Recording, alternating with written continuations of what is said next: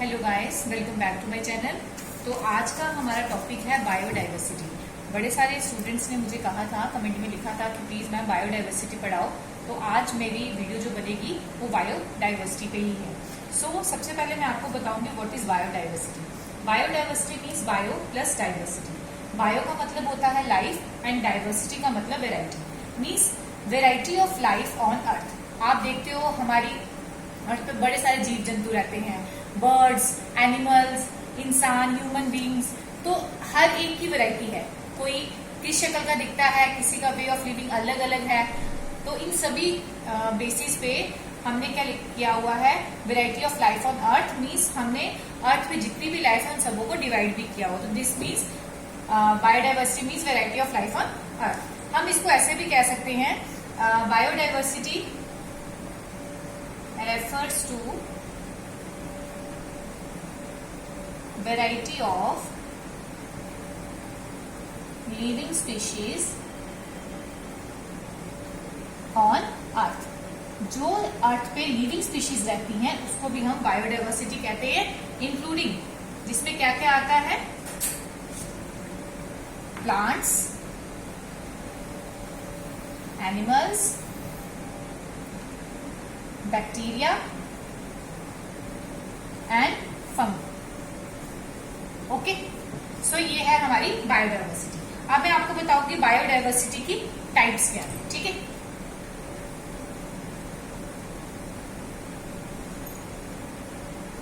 Write down types. Types में इसकी 3 तरह की टाइप्स आती हैं। पहली टाइप में आता है जेनेटिक, दूसरी टाइप जो है वो है स्पीशीज, और जो थर्ड टाइप है वो है आपका इकोसिस्टम। जेनेटिक में क्या आता है, it is the variation in genes and genotypes within a species. अब आप देखते हो जैसे ह्यूमन बींग्स है, ह्यूमन बींग्स में हम किसी भी हम क्या करते हैं, जब ह्यूमन बींग्स को किसी भी चीज का टेस्ट करवाना हो, देखना चाहे ये किसी इंसान का बेबी है या नहीं, तो हम क्या करते हैं, डीएनए टेस्ट करते हैं। तो जीन्स है, so it is the variation, it is the variation in genes. इस कैटेगरी में हम उन एनिमल्स या प्लांट्स को रखते हैं या ह्यूमन बींग्स को रखते हैं जिनमें किस चीज की वेरिएशन है, जीन्स की, and genotypes within species.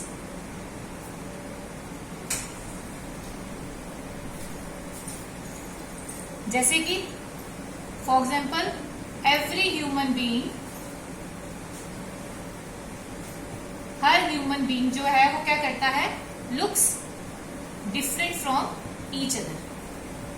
क्यों डिफरेंट करता है वो, एक दूसरे से डिफरेंट क्यों लगता है, जस्ट बिकॉज ऑफ जीन्स, क्योंकि उसके जीन्स जो है वो अलग अलग हैं।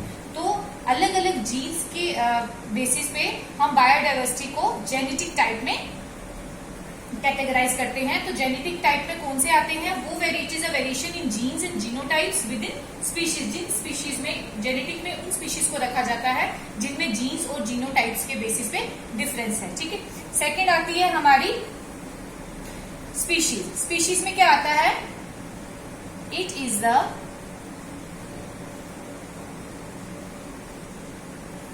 Variety of species with in habitat और रीजन। किसी रीजन में पर्टिकुलर कोई स्पीशीज पाई जाती है या किसी हैबिटेट में पर्टिकुलर कोई स्पीशीज पाई। जैसे आप देखते हो फिशेज हैं, कहीं जगहों पे चल जाओ, इस जैसे हम मानसर चले जाए, वहां आप देखते हो फिशेज पाई जाती है, एक अलग स्पीशीज है उनकी। ठीक है, उनमें अलग सी हैबिटेट है, अलग सा रीजन है। बट आप किसी और जगह पे चले जाओगे, वहां पे फिशेज ही मिलेंगी बट उनकी वैरायटी कुछ और होगी। तो उनको हम किस टाइप में कैटेगराइज करते हैं, स्पीशीज में। जैसे कि it is the biodiversity with in a range, it is the biodiversity with in a community. जो एक कम्युनिटी के अंदर जो स्पीशीज पाई जाती है उसको हम बायोडाइवर्सिटी स्पीशीज के अंदर कैटेगराइज करते हैं। जैसे कि for example every human looks different from each other, एक दूसरे से डिफरेंट दिखता है। जैसे कि आप देखते हो, जैसे आप लद्दाख में चले जाते हो, लद्दाख में आपको कौन दिखेंगे? इंसान ही दिखेंगे, बट वो लद्दाखी, ठीक है, उनके फेस, उनकी लुक अलग जाएगी। आप पंजाब में चले जाओ, वहां पे भी लोग आपको दिखेंगे ह्यूमन बीइंग भी, बट पंजाबियों की जो लुक होती है वो अलग होती है। अगर आप कश्मीरियों को देखोगे वो अलग होंगे, हिंदू अलग, मीन्स स्पीशीज है तो इंसान ही है तो लिविंग बींग्स ही है, बट हम उसको किस कैटेगरी में बायोडाइवर्सिटी के अंदर लाते हैं? स्पीशीज के अंदर। फॉर एग्जाम्पल हो गई आपकी fishes, human beings,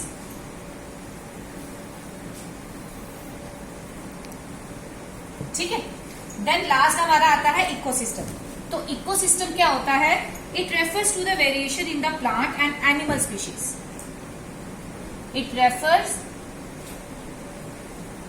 to the variations in plants and animal species। Plants और एनिमल स्पीशीज में जो आते हैं उसको हम इकोसिस्टम के अंदर रखते हैं, जो कि लिविंग टुगेदर। जैसे जानवर जो है वो क्या करते हैं? प्लांट्स को खाते हैं, ठीक है। तो जानवर किन पे डिपेंड है? प्लांट पे। प्लांट अपना फूड बनाकर खुद खाता है, लेकिन जानवर जो है वो किस पे डिपेंड है? प्लांट पे। तो एनिमल और प्लांट जो आपस में एक दूसरे पे डिपेंड है, उन कैटेगरी को हम किस में कैटेगराइज करते हैं? इकोसिस्टम के अंदर। एंड कनेक्टेड बाय, और आपस में कैसे कनेक्टेड है ये? Connected by food chains and food lab.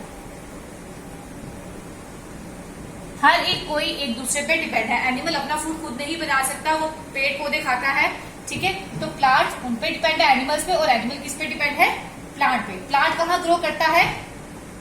जमीन पे, ठीक है। तो उसको क्या चाहिए? खाद। इंडिपेंडेंटली वो भी अपना खाना प्रिपेयर नहीं कर सकता, ना ही एनिमल। सो ये दोनों आपस में एक दूसरे पे डिपेंड है। तो ऐसी बायोडाइवर्सिटी के अंदर जो आते हैं उसको हम इकोसिस्टम के अंडर रखते हैं, ठीक है।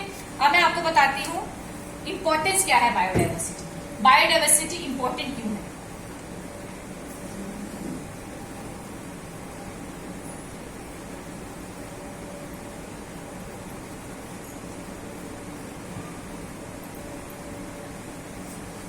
सबसे पहले इंपॉर्टेंस क्यों है? क्या है इसकी इंपॉर्टेंस? इंपॉर्टेंस ये है, this one is integral part of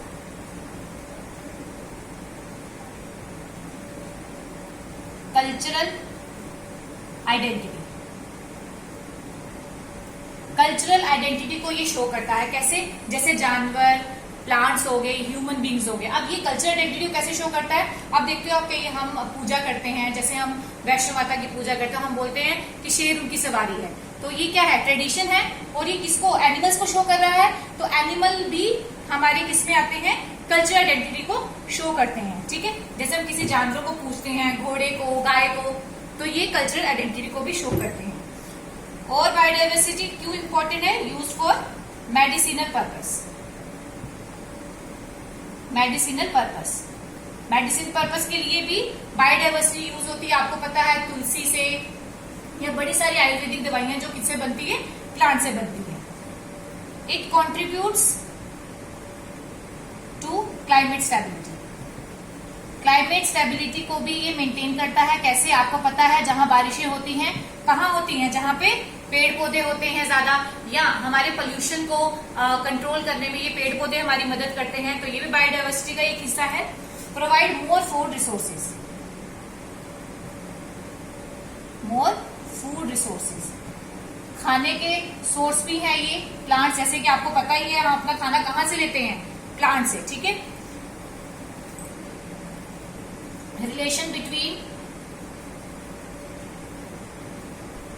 biodiversity